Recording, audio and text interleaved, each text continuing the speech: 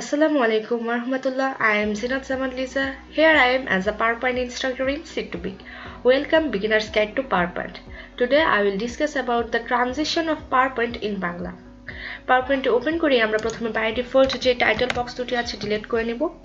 তারপর আমরা এখানে ট্রানজিশন বলতে যেটা বোঝায় সেটা হলো এক স্লাইড থেকে অন্য স্লাইডে যাওয়ার সময় যে ডিজাইনটা আমরা দিয়ে থাকি। তো আমার এখানে কয়েকটা স্লাইড অ্যাড করার জন্য আমরা প্রথমে এই স্লাইডে একটা ডিজাইন দিচ্ছি, যেমন আমি একটা পিকচার নিই, ইনসার্ট থেকে পিকচারসে যাব, সেখান থেকে আমি এই পিকচারটা চুজ করে নিলাম। আমি এটা বড় করছি না, কারণ বড় করলে ফেটে যাওয়ার সম্ভাবনা থাকে, তাই আমি এদিক থেকে ডিজাইন দিয়ে ব্যাকগ্রাউন্ড ফরম্যাট করছি। এখান থেকে আমি কালার পিক করব, আই ড্রপার দিয়ে পিক দিস কালার। ওকে, এখন আমি আরেকটা স্লাইড অ্যাড করি, নিউ স্লাইড।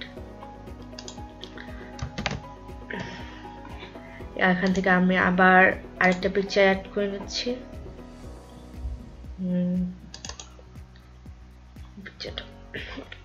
এবারও আমি আমার ব্যাকগ্রাউন্ডটা আই ড্রপার দিয়ে চেঞ্জ করে নিচ্ছি, আই ড্রপার দিয়ে। আমি এবার কন্ট্রোল এম দিয়ে নতুন একটা স্লাইড নিচ্ছি, কন্ট্রোল এ দিয়ে সবগুলো সিলেক্ট করে ডিলিট দিচ্ছি। এবার আমি ইনসার্ট ট্যাব থেকে আরেকটা পিকচার অ্যাড করে নিচ্ছি, সেটা দিলাম এটা।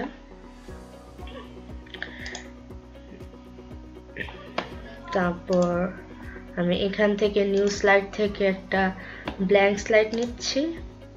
এবার এখানে আমি ইনসার্ট ট্যাব থেকে পিকচার থেকে আমি এই পিকচারটা অ্যাড করে নিচ্ছি। তো এই স্লাইডটার ক্ষেত্রে আমি আমার ব্যাকগ্রাউন্ডটা চেঞ্জ করে নিচ্ছি, eye dropper pick the colour. Okay, এবার আমি চাচ্ছি এবার যদি আমি স্লাইড শোটা ওপেন করি তাহলে দেখা যাচ্ছে যে এই যে আমার এটা যখন আমি চেঞ্জ করতে যাচ্ছি তখন জাস্ট এরকম হঠাৎ করে চেঞ্জ হয়ে যাচ্ছে। আমি চাচ্ছি চেঞ্জ হওয়ার সময় হঠাৎ করে হবে না, একটা কোনো একটা অ্যানিমেশন বা একটা ট্রানজিশন থাকবে আর কি। তো আমি সেই ক্ষেত্রে এই শুরু স্লাইডটায় যখন আমি শুরু করব তখনই কোনো ডিজাইন দিতে পারি। যেমন আমি যদি এই স্লাইডটায় একটা ট্রানজিশন অ্যাড করে ধরলাম, আমি এটা অ্যাড করলাম আনকভার নামে পুশ দিই। এই যে এটার প্রিভিউটা দেখাচ্ছে, আমি প্রিভিউটায় ক্লিক করে বারবার প্রিভিউটা দেখতে পারি। এটা জাস্ট পুশ। এদিকে যেই কাজটা হবে সেটা প্রিভিউ হিসেবে পিকচার আকারে এদিকে দেখা যাচ্ছে। এদিকে অনেক রকমের ট্রানজিশন আছে, বা আমি যদি ফল ওভার দিই জাস্ট আমার ফার্স্ট স্লাইডটা কিভাবে আসবে। তো আমি রেকমেন্ড করবো ফার্স্ট স্লাইডটা ফেড বা কাট দিলেই বেটার হয়। তো এটা পুশ দিচ্ছি, তারপর এদিকে যে আমার যে ট্রানজিশনটা আছে, এই স্লাইডের যে ট্রানজিশন, এর ক্ষেত্রে আমি কিছু জিনিস করতে পারি। যেমন আমি যখন আমার স্লাইড শোটা ওপেন করব তখন কি এটা আমার মাউস ক্লিকের সাথে সাথে এরকম ট্রানজিশন হবে নাকি না অটোমেটিকলি হবে, সেটার জন্য আমরা এই চেক বক্সটা সিলেক্ট করব। এখান থেকে যদি আমি অন মাউস ক্লিক চেক বক্সটা সিলেক্ট করে রাখি তাহলে আমার মাউসে ক্লিক করতে হবে, যদি আমি না রাখি তাহলে আমার এটা উঠিয়ে দিতে হবে। তো এটা উঠিয়ে দিলে আমি চাচ্ছি এই যে ট্রানজিশনটা হচ্ছে এটা কি ধীরে হবে নাকি খুব তাড়াতাড়ি হবে। এই জন্য এই আমাদের ডিউরেশন ট্যাবটা, এই ডিউরেশনে যদি আমি আমার টাইমটা বাড়িয়ে দিই তাহলে এটা অনেক ধীরে ধীরে হবে। আমি 3ই দিচ্ছি,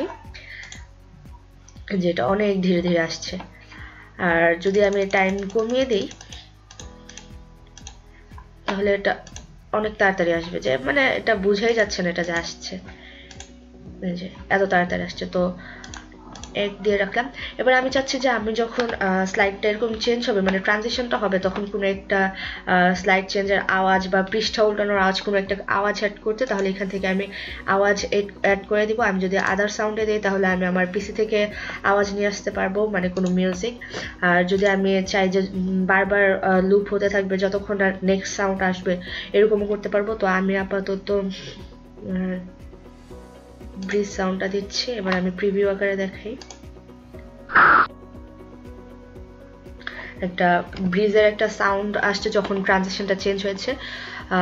ট্রানজিশনের ক্ষেত্রে এগুলোই আমি আপাতত আমি যদি আবার এখানে চাই যে আমি ট্রানজিশনটা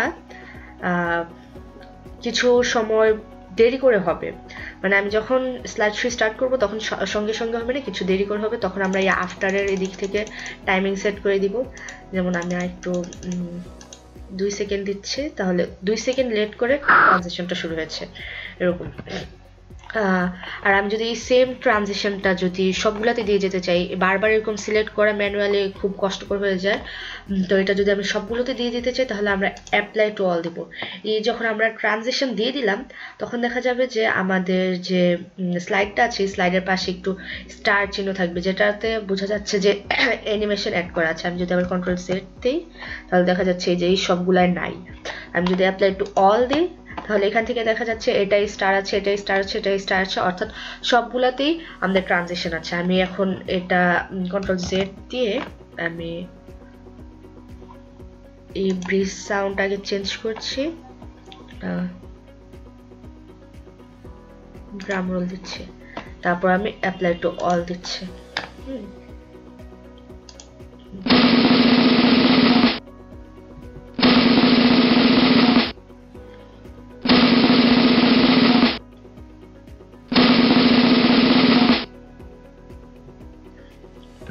এই যে আমাদের এই যে স্লাইড চেঞ্জের ক্ষেত্রে আমার দেখা যাচ্ছে যে বেশিক্ষণ থাকছে না, এটা অটোমেটিকলি আমি ক্লিক করার আগে এটা অটোমেটিকলি চলে যাচ্ছে।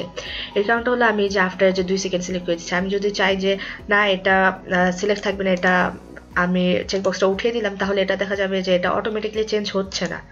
এটা আবার এখান থেকে স্টার্ট করছি, এখানে আমার সিলেক্ট করতে হবে, ক্লিক করতে হবে। যে এখন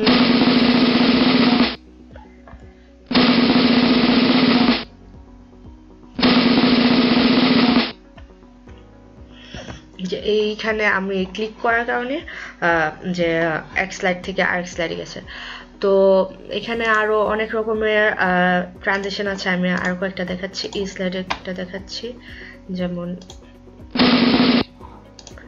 আবার এটা দেখাচ্ছি আমি থেকে হানিকম,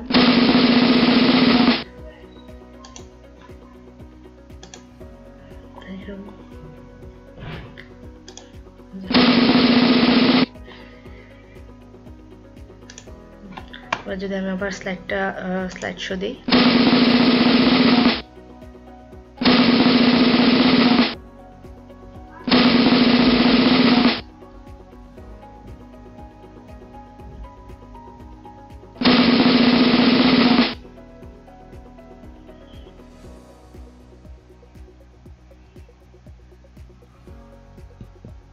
তো ট্রানজিশনের ক্ষেত্রে এগুলোই ছিল। আশা করি আপনাদের উপকার হয়েছে। ধন্যবাদ। আসসালামু আলাইকুম।